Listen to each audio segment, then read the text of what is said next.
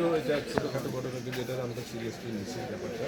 আমার নেতা কর্মীকে আমরা এর আগেও সতর্ক করেছি, কারণ আমরা আন্দোলন সংগ্রাম করেছি নির্বাচনে প্রতিবাদে কোনো রকমের এই ধরনের অপ্রাসঙ্গিক বিষয়কে আমরা কোনো গুরুত্ব দিচ্ছি। এখন আমাদের টার্গেট হলো আবার শিক্ষা নির্বাচনের জন্য আমরা ক্যান্ডিডেট আছে, আমাদেরকে প্রস্তুতি নেওয়া, গণসংযোগ করা, মানুষের সাথে দেশের মানুষের সাথে কথা বলা।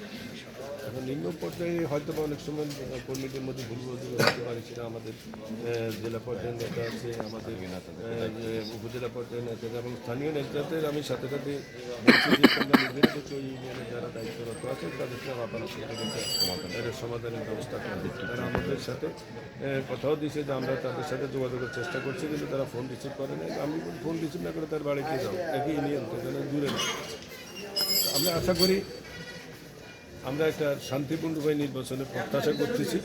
সেই নির্বাচন শান্তিপূর্ণভাবে প্রত্যাশার জন্য আমাদের যা যা করণীয় সহনশীল ধৈর্য ধারণ করা এবং মানুষকে নির্বাচনমুখী করা, মানুষের যাতে করে অপ্রাসঙ্গিক বিষয়ে মনোযোগ না দেয় নির্বাচনকে আমি আমার নেতাকর্মী এবং সর্বস্তরের জনগণের প্রতি আহ্বান জানাই।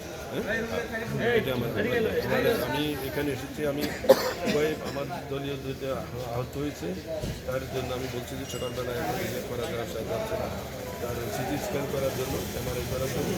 আর আমি ইসলামের যে ও তো দেখছি ওর ট্রিটমেন্টের ব্যবস্থা করা হয়েছে। আশা করি এটা অত গুরুত্ব না, হয়তো বা দেখা গেছে ট্রিটমেন্ট করে রিপোর্ট টিপোর্ট পাওয়ার পর বোঝা যাবে। আমরা আশা করি আর এই ধরনের ঘটনা কোনো পুনরাবৃত্তি ঘটবে না। আমি আমার দলীয় নেতাকর্মী পর্যায়ে সকলকে আমি সতর্ক করছি আপনাদের মাধ্যমে। আমরা নির্বাচনের জন্য নামছি, এখানে কোনো রকম অপ্রীতিকর কোনো সময় প্রাসঙ্গিক বিষয়ে মনোযোগ দেন আমরা এখানে আসি। আপনাদের মাধ্যমে জানছি আমরা শান্তিপূর্ণ উপায়ে একটা নির্বাচনের প্রত্যাশায় বিগত দিনে